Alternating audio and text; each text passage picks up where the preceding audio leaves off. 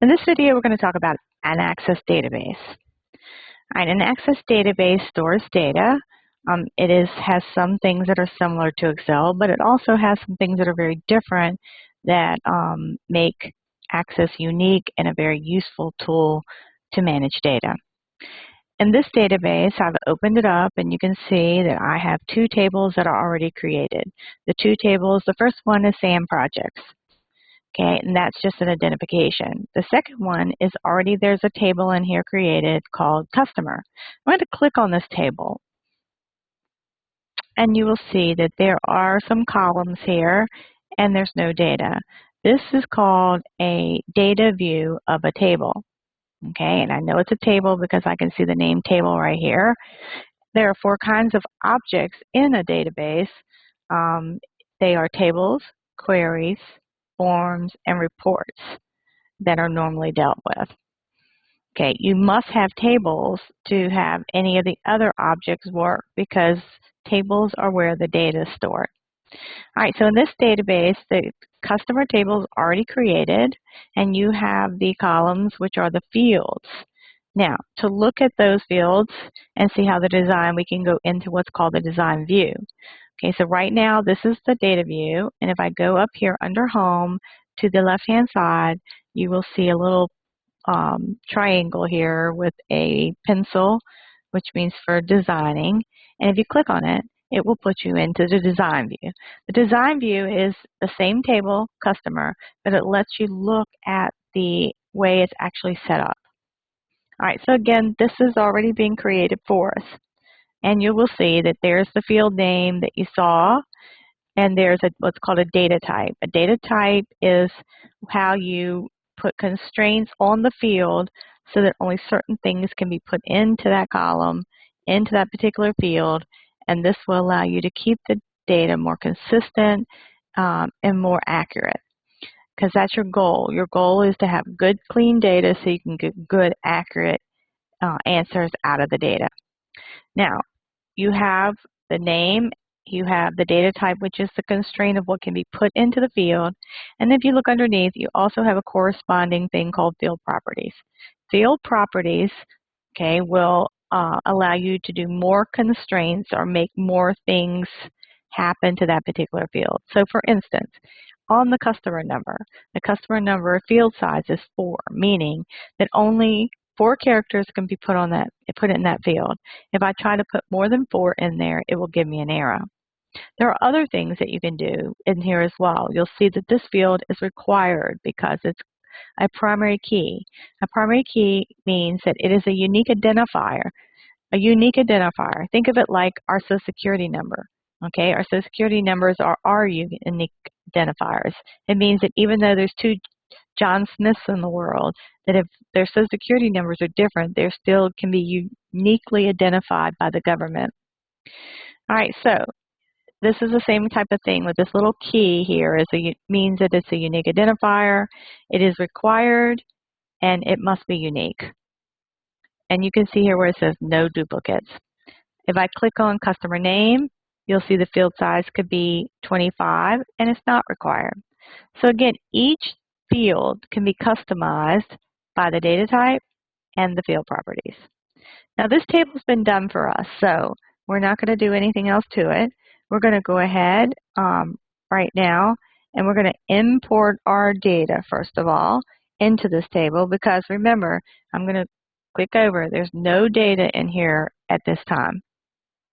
All right, so I'm going to close the table by clicking the little X here on the right-hand side. I'm going to go to where it says external data, and you can see that you can import and you can export. We're going to be importing from Excel. Make sure that you have the Excel file on your computer, downloaded and ready to go, and that you know where it's at. You're going to click on Excel. You're going to find that particular file that you were looking for. Okay, so the Excel file, I'm looking for mine, and where I stored it at on my computer. And this Excel file is actually available to you, so make sure you've downloaded it and you have it somewhere where you know where it's at and it's saved on the computer that you're working. All right, so I found my Excel file. I'm clicking on it, hitting open. And now you can import into a new table, okay? And that's what the default is. But in our case, we already have a table set up, so we're going to actually import into the table that already exists by clicking on Append and changing where it says SAM Projects to Customer. We're going to click OK. This would allow us to look at the data and just make sure that everything was importing the way we wanted. Okay, I'm going to say yes. And it does have column headings already, so that's grayed out. And then I'm going to go ahead and click Next. And it says I'm going to import into the customer table, which is what I want to do. And I'm going to hit Finish. It imported it that quickly. Now when I open up the customer table, you'll see that the data has been imported into the customer table. Now the next thing I want to do is put a caption on one of the fields in the customer table. So I'm going to go back to my Home tab, click on the little view for just a little tractor there looking thing. And that puts me back in the design view. And now I'm going to put that caption on the customer number field. So I have to make sure I'm on the customer number field, go to caption, and I'm going to call that cust number. All right, and then if I go back up here and look to see what happens, it's asking if I want to save it, say yes. I now can see it change the caption right here to customer number. The next thing I'm going to do is column width. So I'm going to go to the customer name column and select it, do a right click, go to field width, and I'm going to change the width to 20. So that's an example of how to adjust a field width. Next thing I'm going to do is create my own table. I'm going to go to Create, and you'll see that over here on the left-hand side are some things that have our table, and they're grouped in the table section. So I'm going to click on Table, and by default it puts up an ID and then kind of leaves it blank. And I'm going to design this table. So I'm going to click on that little triangle with that little, it's a little pin that's for design. And I'm going to call this table, it's going to ask me to name it, so I'm going to call it Sales Rep.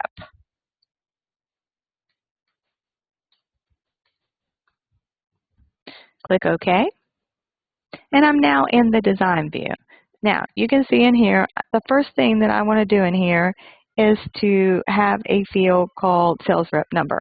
So I'm going to use this first field right here and say Sales Rep Number.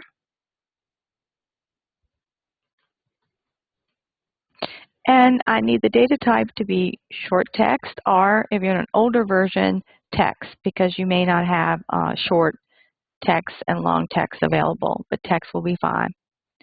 Now, on here, you'll see that little key there. Again, this is making Sales Rep Number a unique identifier. You can leave that here for now. If you needed to change it, you can by clicking on and off the little key. You can change things around, but I'll go ahead and leave it for now. I'm going to add one more field to this table, which would actually, the next one is going to be the last name. I'm going to call that short text as well. Okay, and our text, again, if you're on an older version.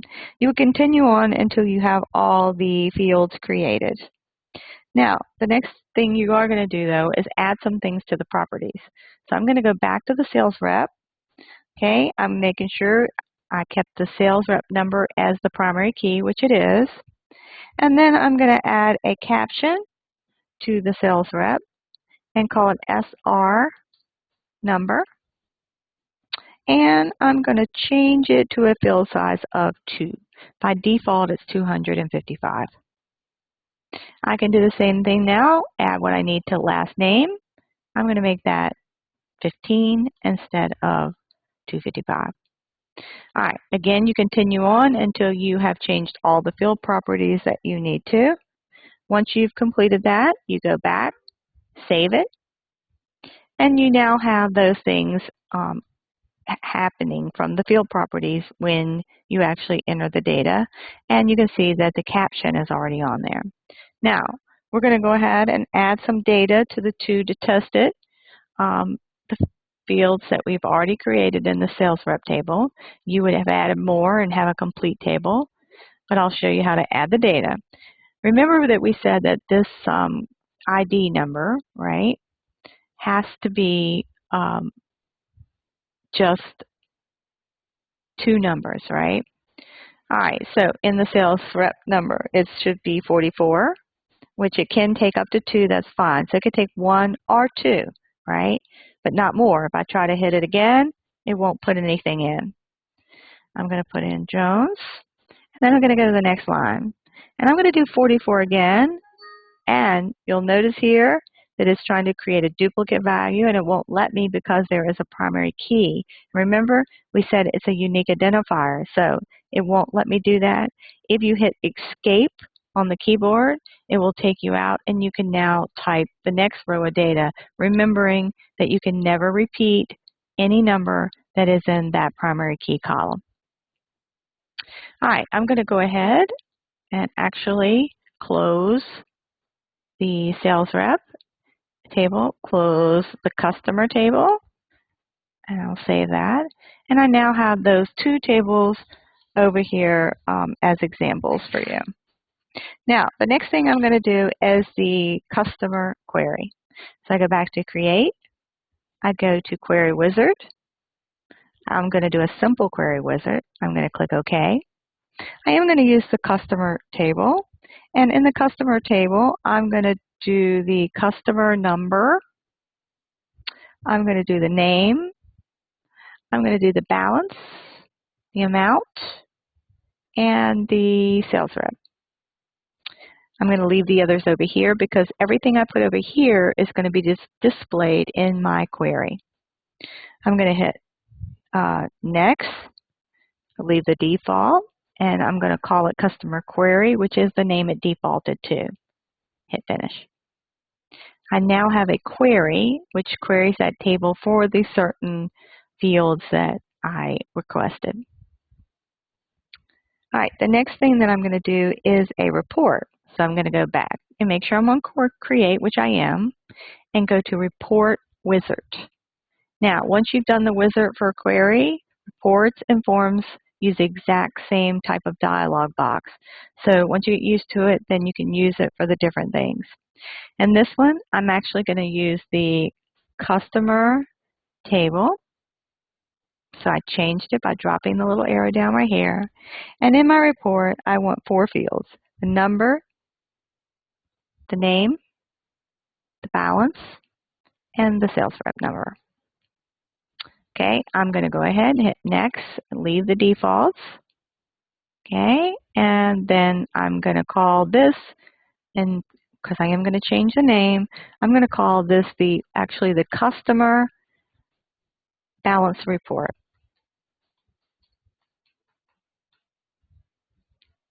Click Finish, and it will create a customer balance report for you, which is what you've got right here. Now, there are a couple things, though, that you need to do to this report.